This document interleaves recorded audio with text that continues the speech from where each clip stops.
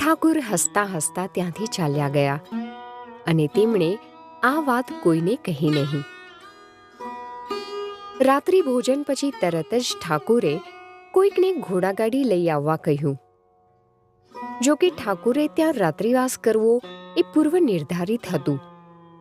ઘોડાગાડી લઈ આવવામાં આવી અને એ જ રાત્રે ઠાકુર દક્ષિણેશ્વર પાછા આવી ગયા. મંદિરના પ્રવેશદ્વાર પાસે ઘોડાગાડીનો અવાજ સાંભળીને જિજ્ઞાસાવશ જ્યારે મેં કાન સતેજ કર્યા એટલે ઠાકુરને રાખાલ સાથે વાતો કરતા સાંભળ્યા. હું ચોંકી ઉઠી. મેં વિચાર્યું, ખબર નહીં ભોજન કર્યું હશે કે નહીં.